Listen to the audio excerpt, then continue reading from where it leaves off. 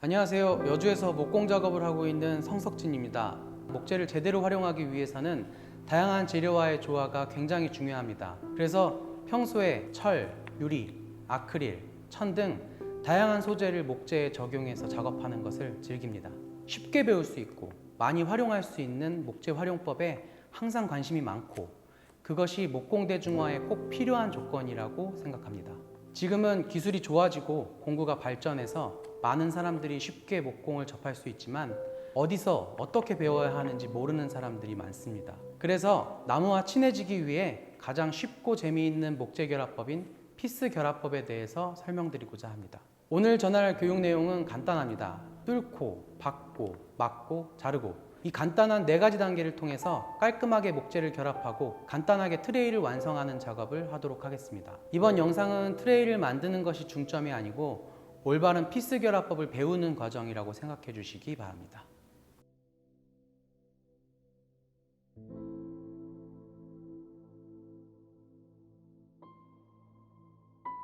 먼저 재료와 구조에 대해서 설명을 드리도록 하겠습니다. 측판으로 사용되는 삼나무 목재가 이렇게 두 개씩 있고요.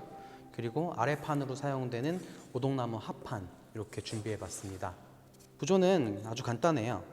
이렇게 측판들을 쭉 배치해 주고 이 가운데에 합판을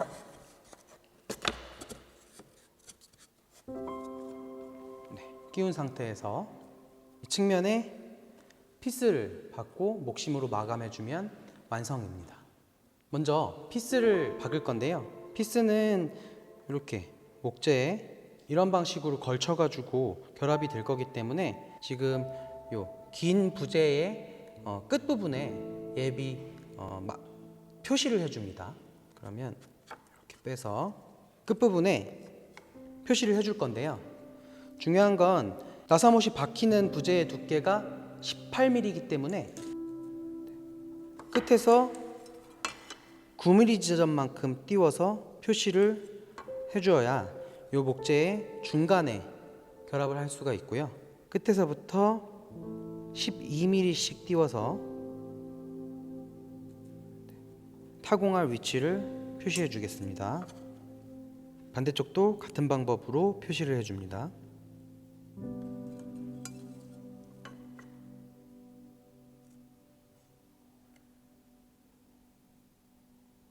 자, 이렇게 표시를 해준 후에 다시 짧은 부재와 연결되는 상태로 배치를 하시고요. 지금 사용한 이중 드릴 비트는 3mm와 8mm의 구멍을 한 번에 뚫을 수 있도록 설계되었는데요. 이 앞에 3mm 날물은 뒤에 있는 렌치를 이용해서 길이를 조절할 수 있기 때문에 길이를 조정해서 사용하시면 되고요. 사용 중에 부러지면 교체가 가능합니다. 3mm 구멍과 8mm 구멍을 한 번에 뚫을 수 있기 때문에 작업 속도 면에서 굉장히 큰 이점이 있습니다. 이 이중 드릴 비트를 사용할 때는 처음에는 목재 표면에서 한두 번 툭툭 해서 이중 드릴이 들어갈 수 있는 그 자리를 먼저 확보를 해주고요. 자리가 확보됐으면 최대한 빠른 속도의 회전으로 목재로 들어가 주면 됩니다. 깊이는 요 색깔이 변하는 머리 부분까지 넣어주시면 되고요. 7에서 8mm 정도 타공을 해주시는 것이 나중에 목심을 박아 넣을 때 작업이 굉장히 편합니다. 표시된 부분에 맞춰서 타공을 해줍니다.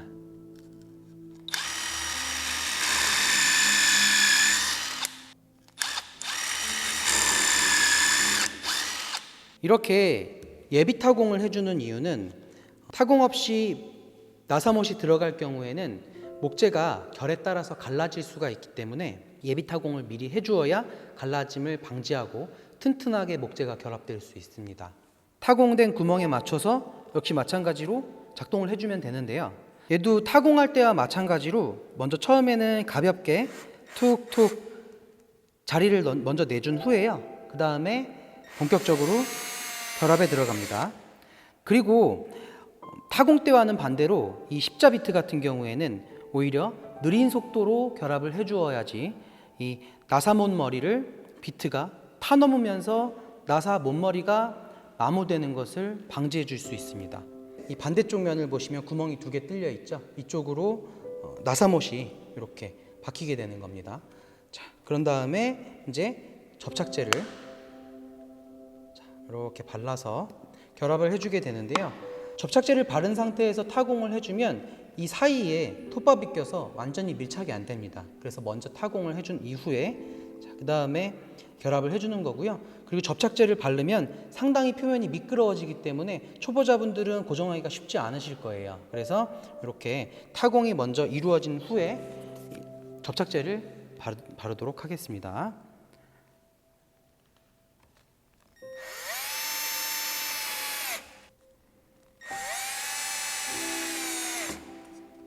피스가 잘 박힌 부분은요, 이렇게 목심이 들어가서 자리 잡을 수 있는 공간이 충분히 생깁니다. 자, 이렇게 목심을 박아 넣을 건데요. 목심을 박기 전에 본드를 채워 넣도록 하겠습니다. 본드는 목심이 박히면서 이 본드도 같이 타고 내려갈 수 있도록 측면 부분을 이렇게 발라주면 되고요.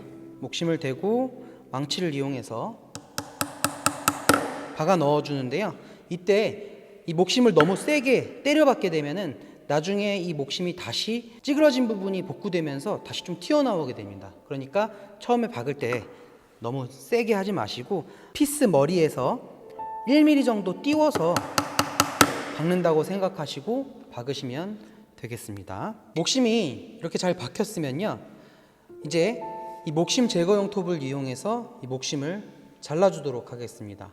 이 목심 제거용 톱은 이렇게 잘 구부러지게 만들어져 있고요.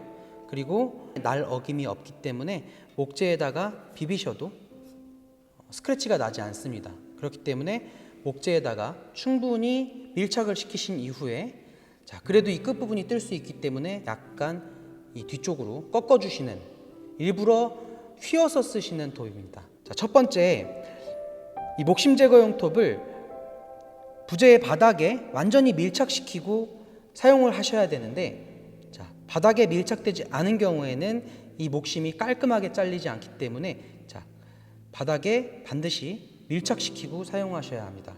두 번째, 바닥면에 밀착시켜야 되는데 밀착시킬 수 있는 바닥이 없는 사례입니다. 자, 이런 경우에는 밀착시킬 수 있는 면으로 돌아가서 사용하시는 것이 올바른 방법입니다. 세 번째는 이 목심을 더 밀착해서 자르고 싶은 욕심에 이 톱을 이렇게 비틀어서 사용하시는 경우에 해당됩니다. 네 번째는요, 보시는 것과 같이 자르는 방향에 신체의 일부를 놓고 자르는 경우입니다.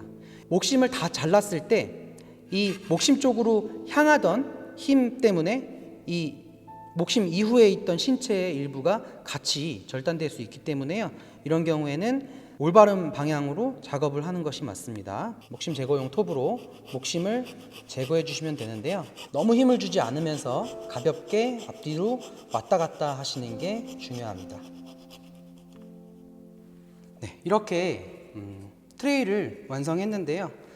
자, 그 다음 공정은 샌딩입니다. 그런데 샌딩을 해주시기 전에 먼저 표면 손상이 심한 곳은 이렇게 메꾸미로 구멍을 자연스럽게 메꿔줍니다. 너무 두껍지 않게 적당히 펴 발라주시면 되고요. 구멍이 메워질 만큼 충분히 메꾸미를 발라주시면 됩니다. 자, 메꾸미가 다 마르게 되면 그 이후에 샌딩을 시작하는데요. 먼저 더 거친 120방 사포를 이용해서 표면이 너무 거칠거나 단차가 나는 곳, 그리고 트레이의 모서리 부분을 먼저 다듬어 주시는데요. 여기서 중요한 것은 목재의 결 방향과 같은 방향으로 사포질을 해 주셔야 됩니다. 만약에 목재의 직각 방향으로, 결의 직각 방향으로 샌딩을 해주게 되면 이 부분에서 흠집이 굉장히 많이 나기 때문에요, 반드시 결과 같은 방향으로 샌딩을 해주시는 게 맞습니다. 120방으로 샌딩이 끝난 자리는요, 바로 220방으로 최종적으로 마감을 해주시는데요. 더 부드러운 사포로 마감하기 때문에 표면이 좀 더 깔끔하고 부드럽게 마감이 됩니다.